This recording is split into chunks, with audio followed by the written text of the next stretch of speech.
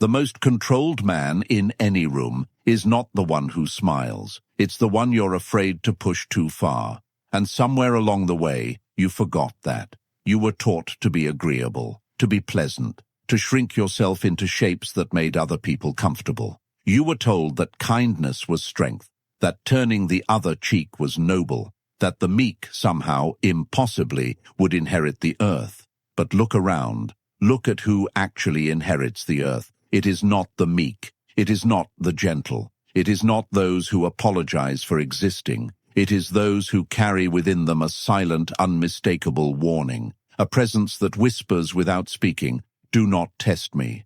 That quality, that intangible, magnetic, terrifying quality, is what I call being dangerous. Not violent, not aggressive, not loud, dangerous. And in this soft world of curated personalities, conflict avoidance, and emotional fragility, you have been systematically disarmed. You've been convinced that danger is primitive, that it belongs to a different era, that it has no place in civilized society. But here is what Niccolò Machiavelli understood 500 years ago, a truth that still slices through every layer of modern self-help garbage. The man who cannot be dangerous is not peaceful. He is merely harmless, and the harmless are never respected. They are managed. This video is not about becoming cruel. It's not about hurting others or walking through life with clenched fists. This is about something far more subtle, far more powerful. By the end, you will understand what it truly means to cultivate an edge, a psychological sharpness that protects you without ever being drawn. You will learn how the modern world conspires to make you soft, why they profit from your compliance, and how to rebuild the dangerous core that has been slowly stripped from you since childhood. But understand this, not everyone is ready to hear what follows. If you still believe that niceness alone will shield you from exploitation, if you think good intentions are enough to navigate wolves dressed as colleagues, friends, or lovers, then perhaps this message isn't for you.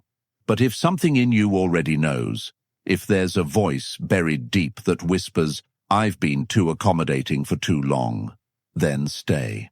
Because what we're about to uncover isn't taught in schools, isn't praised in polite company, and will never appear on a motivational poster. Let's begin.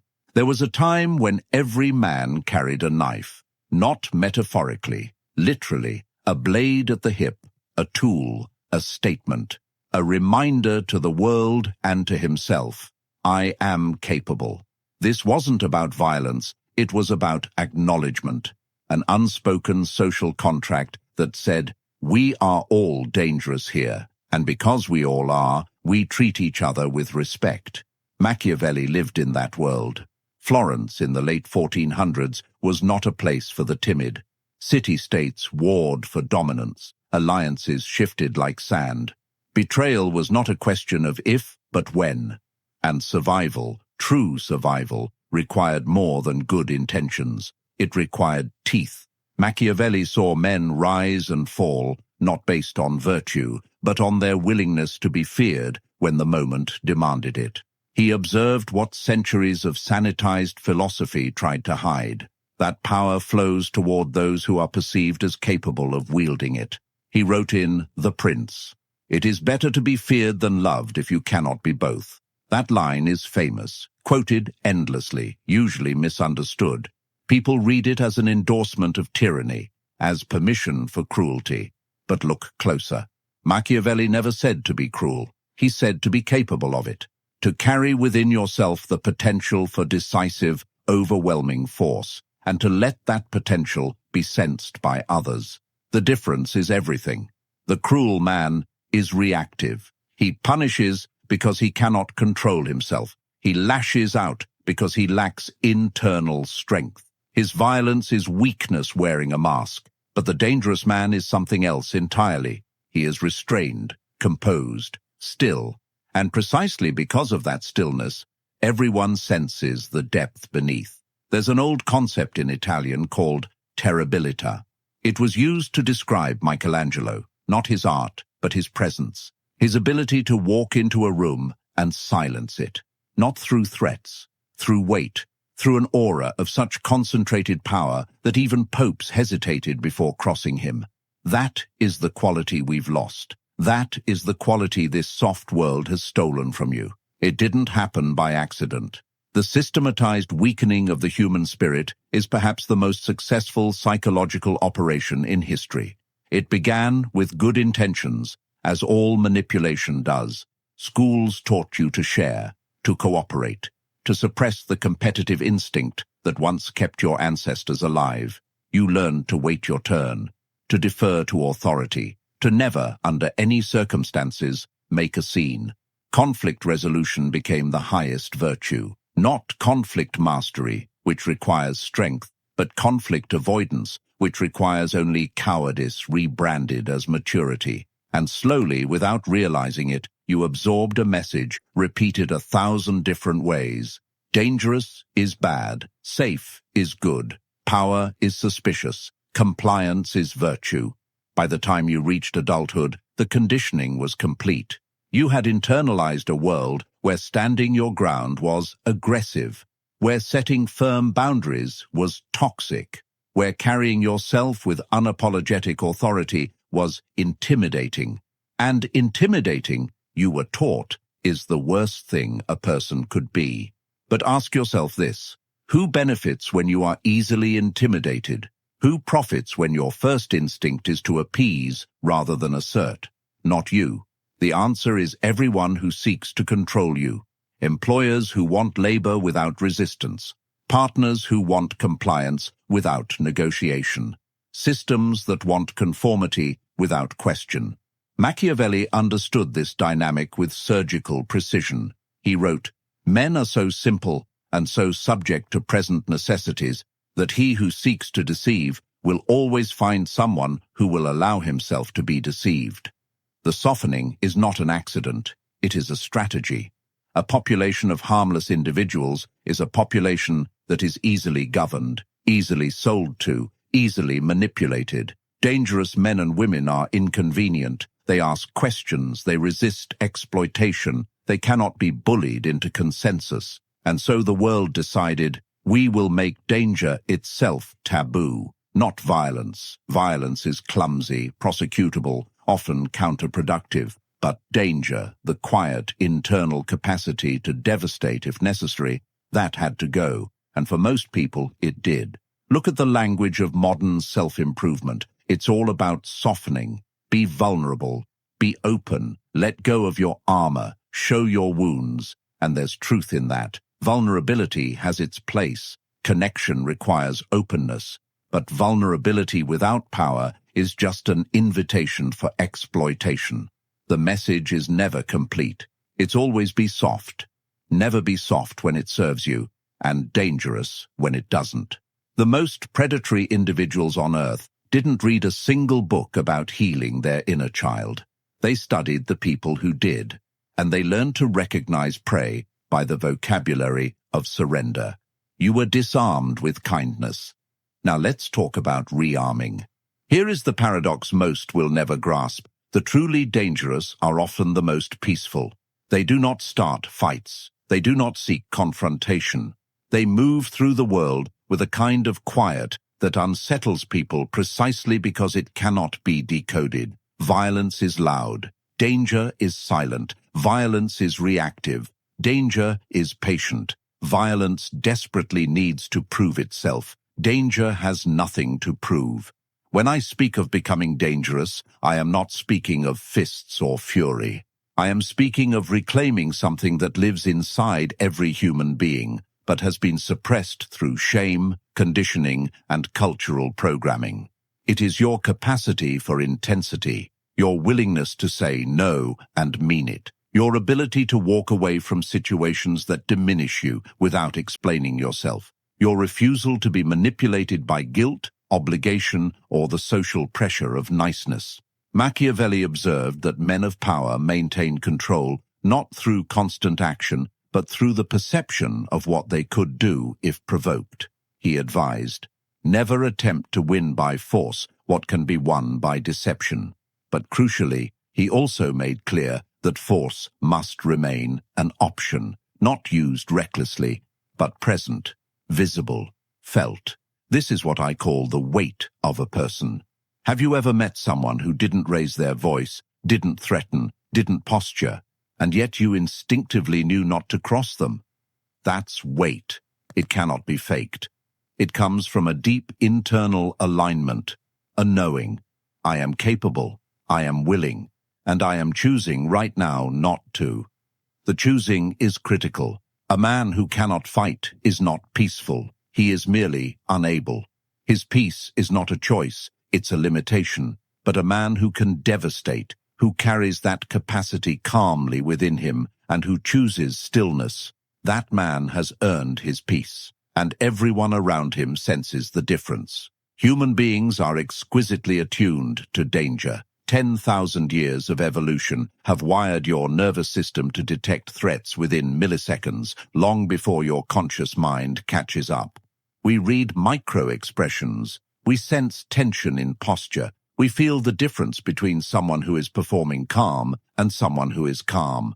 And this is why authenticity matters. You cannot fake danger. You can only cultivate it. The man who puffs his chest, who speaks loudly, who overcompensates with aggression, he is easy to read. His performance betrays insecurity. Every excess signals weakness. But the man who is still, he becomes a question mark.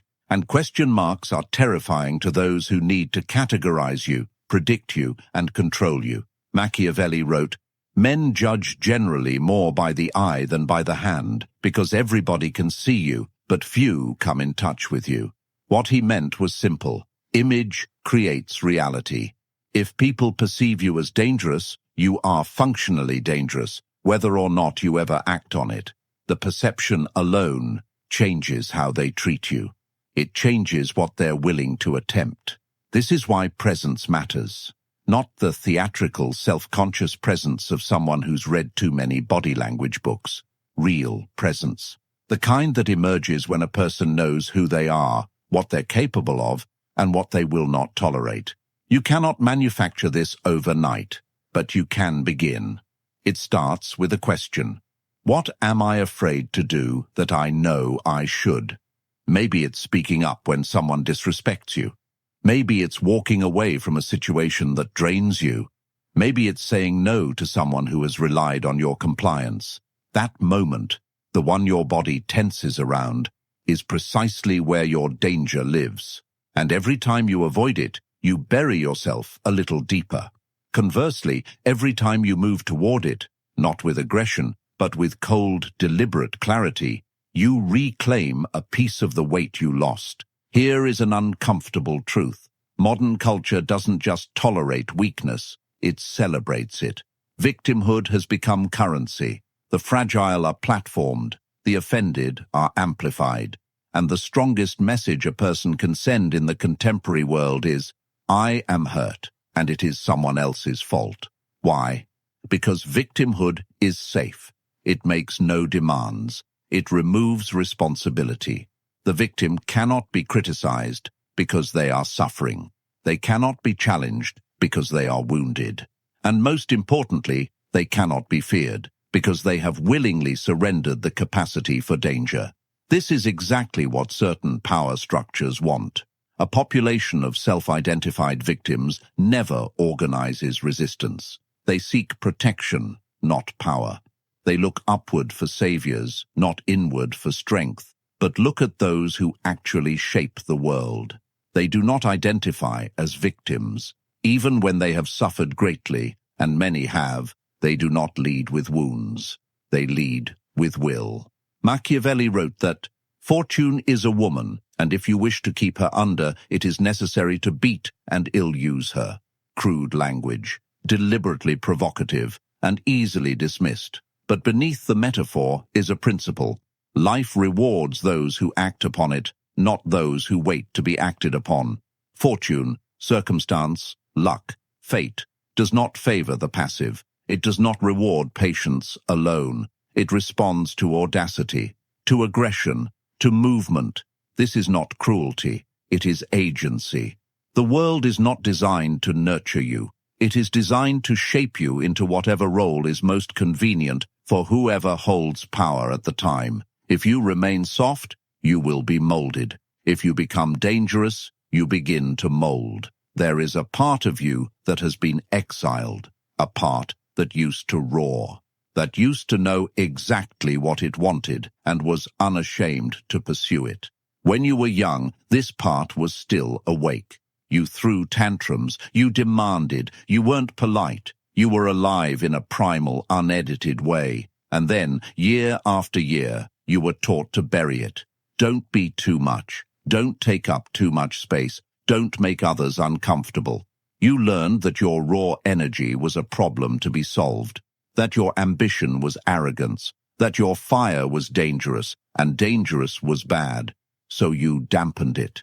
You made yourself smaller, less threatening, more palatable, and now you wonder why you feel exhausted, why life feels grey, why you struggle to feel anything with the intensity you once did.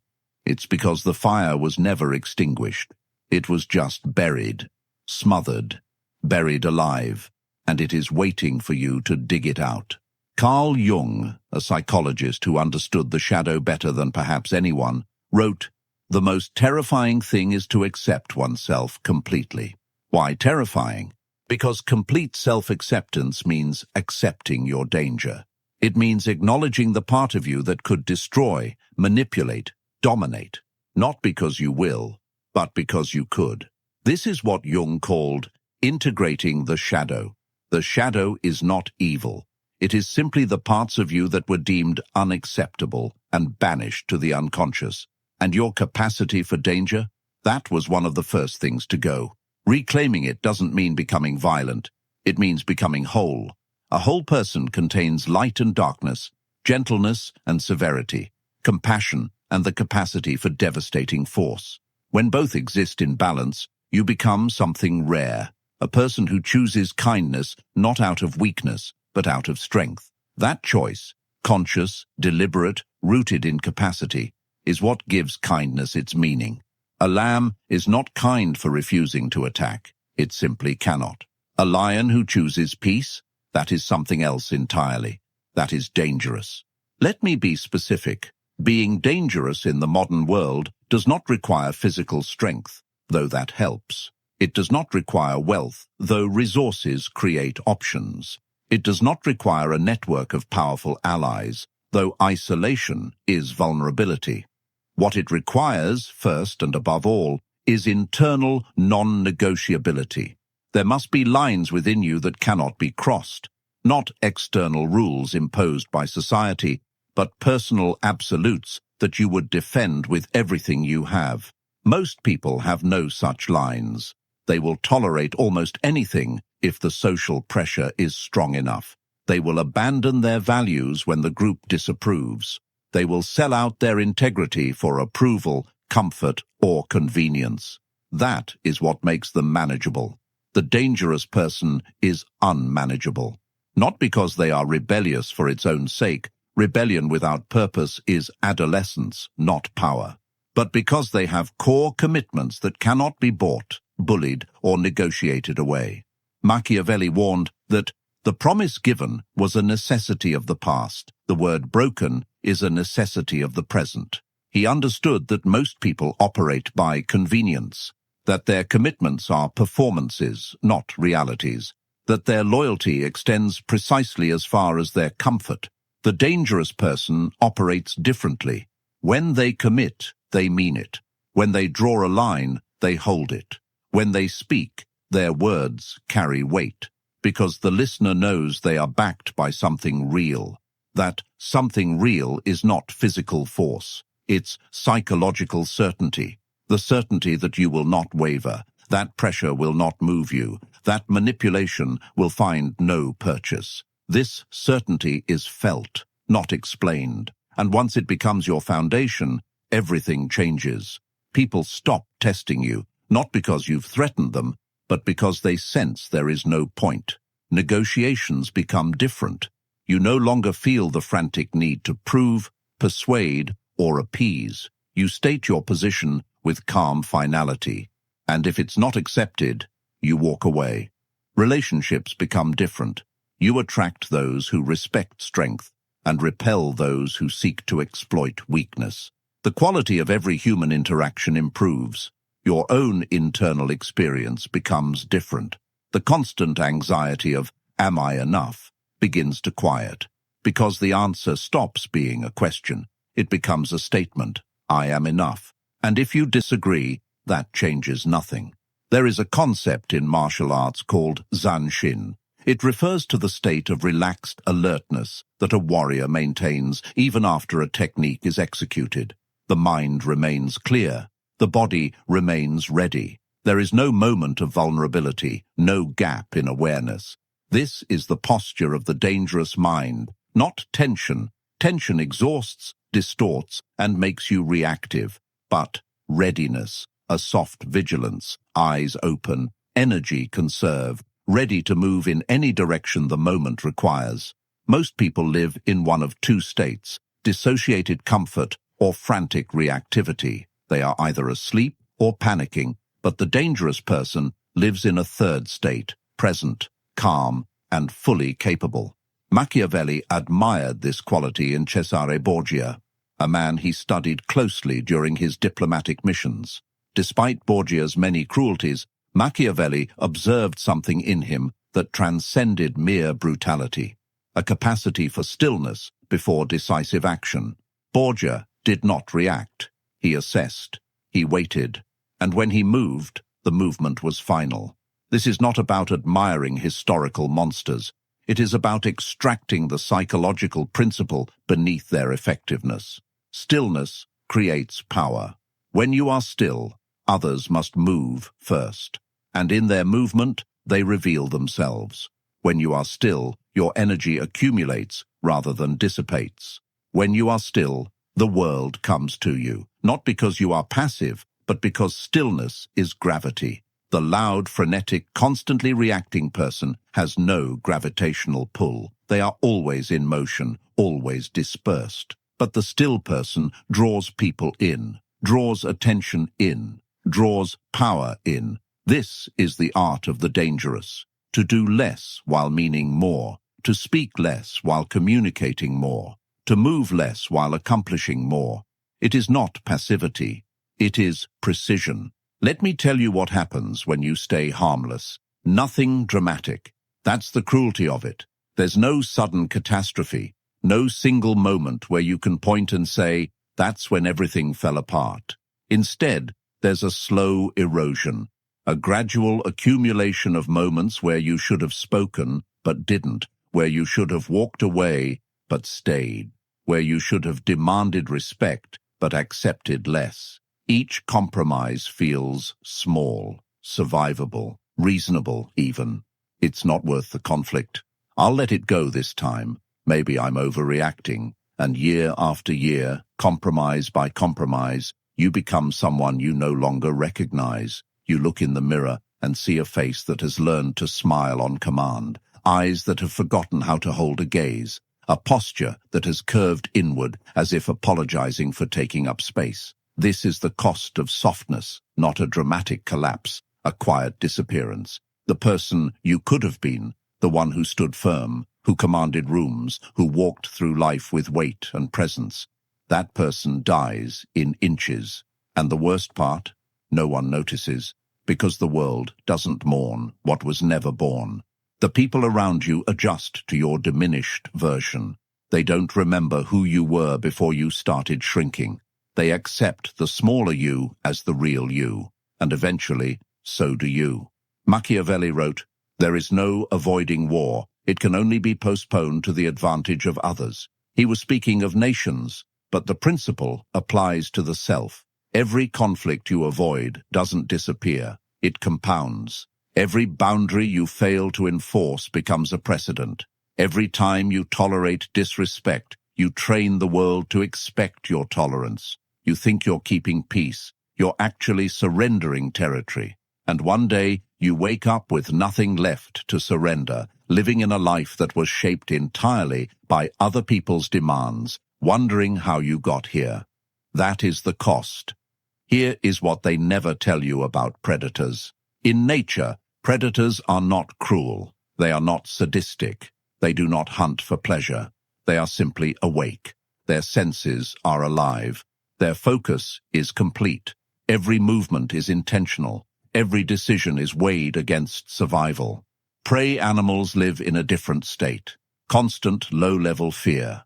Herd dependence. Reactive rather than strategic. Always scanning for threats, but never becoming one. Modern society has made prey of almost everyone. We live in chronic anxiety. We move in herds, ideological, cultural, professional. We react to every notification, every headline, every outrage cycle. We are always scanning for threats, but we have lost the predator mind. The mind that creates reality rather than reacting to it. The mind that moves with intention, not impulse. The mind that others instinctively do not want to challenge. Reclaiming this mind is not about becoming violent. Predators, remember, are rarely violent. They don't need to be. Their capacity is so clearly communicated that most potential conflicts never materialize. A wolf doesn't fight every animal it encounters. Its presence alone determines what is possible. That presence, the predator state, is what you've been stripped of, and reclaiming it begins with a fundamental shift in how you see yourself. You are not here to be liked. You are not here to be comfortable. You are not here to make others comfortable. You are here to live fully, to pursue what matters to you with complete intensity, and to refuse, absolutely and finally refuse, to be diminished by those who mistake your restraint for weakness. Let's get practical. How do you actually cultivate danger? Not theatrical posturing, not aggression cosplay. Real, felt, unmistakable capacity. It begins with the body. Your physicality communicates before you speak. Posture, movement, the way you occupy space. A person who walks slowly, who holds stillness without fidgeting, who maintains eye contact without desperation. That person communicates something primal. You don't need to be large. You don't need to be physically imposing. But you need to inhabit your body, to move as if every gesture is deliberate, to stand as if the ground belongs to you. Most people move apologetically. They rush, they shrink, they make themselves small in elevators and meeting rooms. They defer spatially to whoever seems more dominant. Stop, not aggressively, calmly. Simply stop giving ground you haven't chosen to give. Take up space. Move at your own pace. Let silence exist without rushing to fill it.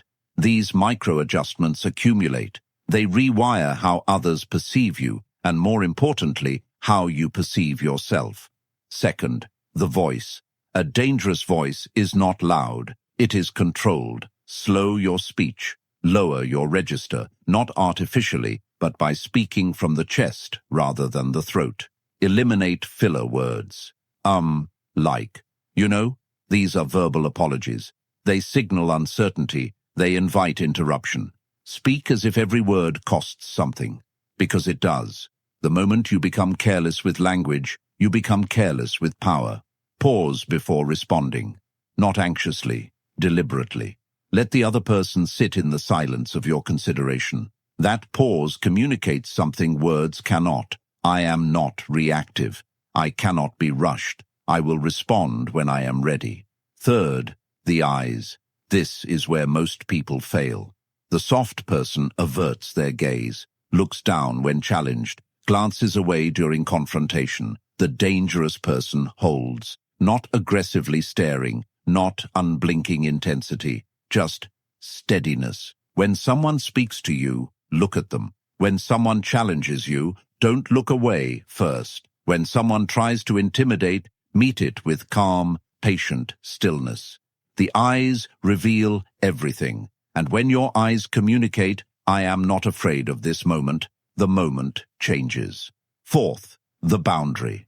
Dangerous people have boundaries that are known without being announced. They don't explain their limits. They demonstrate them. When something crosses the line, they don't argue about it. They don't justify. They don't negotiate. They act. Quietly. Finally.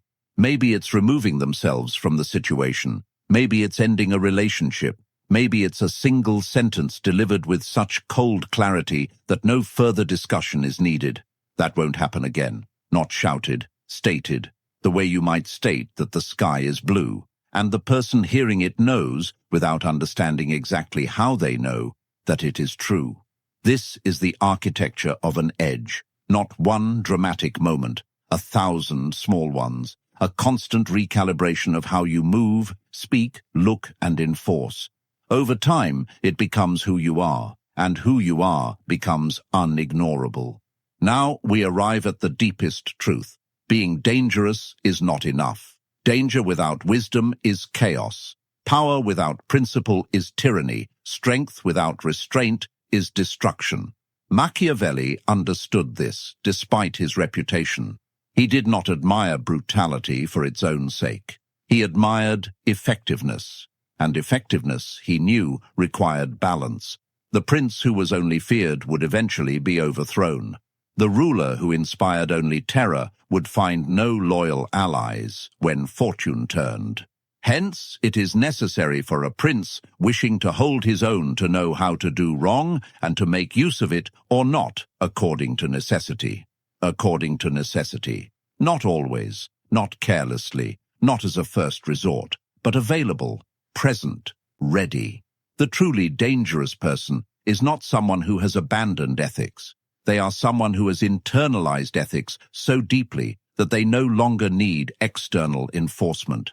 They don't avoid cruelty because they're afraid of consequences.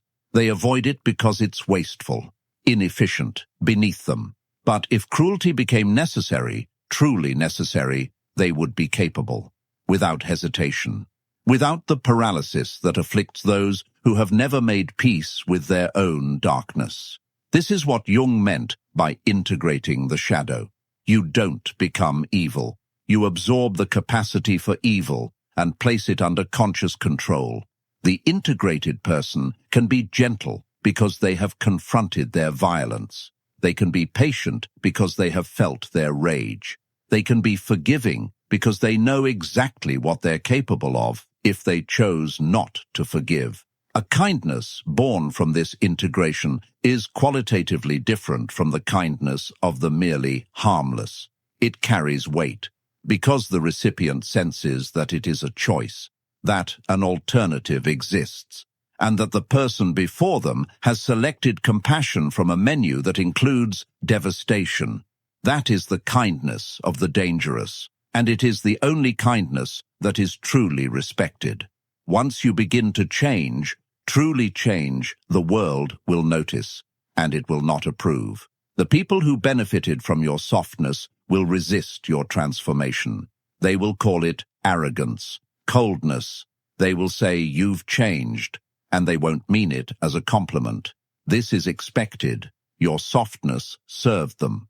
Your compliance made their lives easier, and when you withdraw that compliance, they will feel the loss. Some will adapt. They will recognize the new you, respect the new you, and relate to you differently. Others will not. They will exhaust themselves trying to push you back into the old shape. They will manipulate, guilt, and gaslight. They will insist the old you was the real you, because the old you was more convenient. These people are not your enemies. They are simply revealing what your relationship was always based on. And that revelation, though painful, is valuable. Because the dangerous person does not need relationships built on exploitation.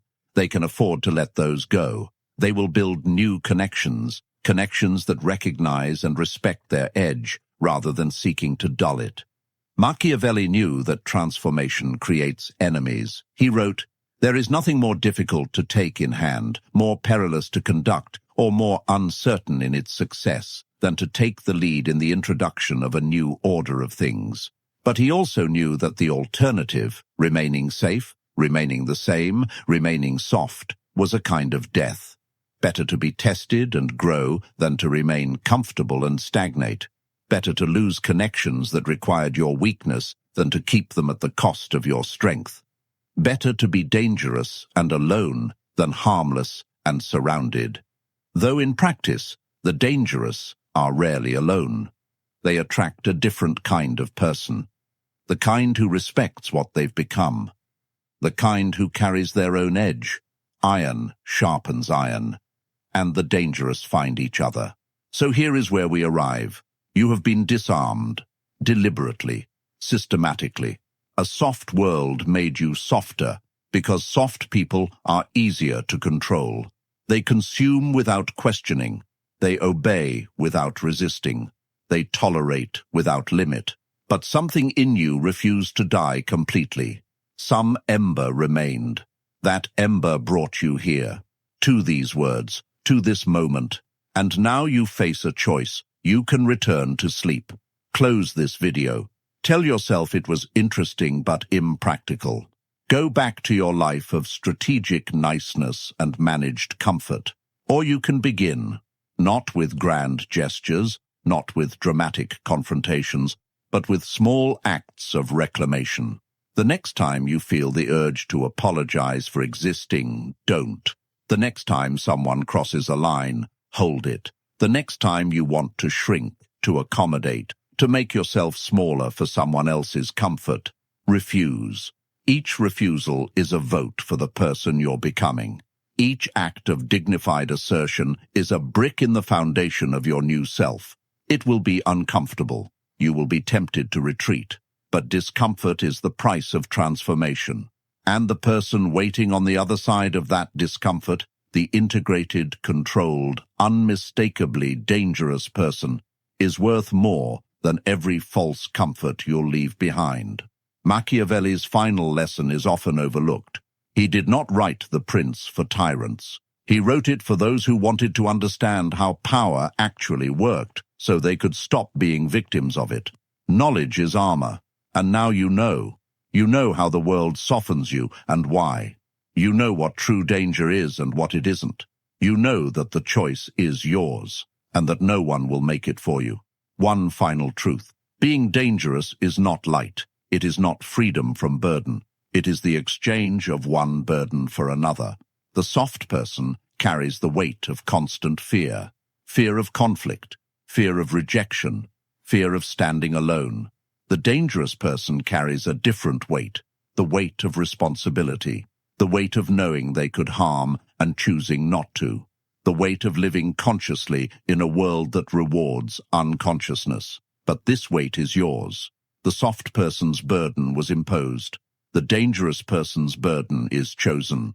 And there is a profound difference between suffering that happens to you and suffering you select. Viktor Frankl, who survived the Nazi death camps, wrote, "He who has a why to live can bear almost any how. The dangerous person has a why. They carry their weight toward something. Their restraint has purpose, their power has direction. And in that purposeful weight, there is a strange lightness, the lightness of alignment, the lightness of being exactly who you are without apology. The softness you were taught was supposed to bring you peace. Did it? Or did it bring you the exhausting low-grade anxiety of never knowing where you stand, with others or with yourself? Danger, paradoxically, brings a deeper peace, the peace of certainty, of alignment, of knowing that you will not abandon yourself no matter what the world demands. That peace is waiting for you, not on the other side of more accommodation, not in the next compromise, not in becoming more palatable to those who would diminish you. It is waiting in the opposite direction, in the reclamation of your edge, in the integration of your shadow, in the patient, deliberate cultivation of a presence that others cannot ignore.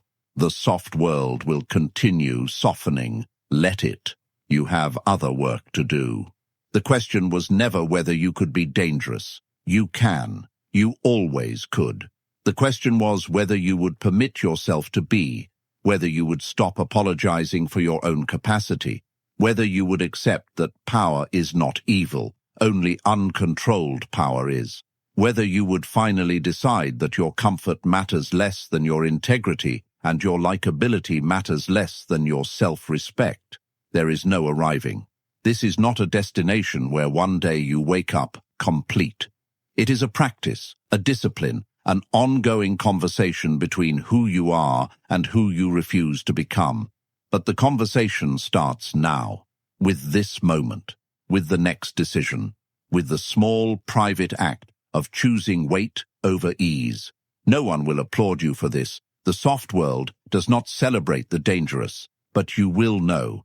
And in the silence of that knowing, something settles, something ancient and patient and unmistakably yours. The fire that was buried begins to breathe, and you become, finally, fully, someone who cannot be ignored. If what you've heard has reached something inside you that most content never touches, understand this is only what I can share publicly. There are dimensions of this knowledge I cannot explore here. The algorithm does not reward depth. It punishes what it cannot easily categorize. The most transformative material gets buried or removed entirely. So I put it somewhere else. Behind the join button, there's a level I call the architect. It contains what I hold back. The framework's too uncomfortable for a general audience. The psychology of influence that most will never be ready to hear. If you're still here after everything, you're not like most. Subscribe if you haven't. But if you want what's actually hidden, click join. Most won't. That's the point.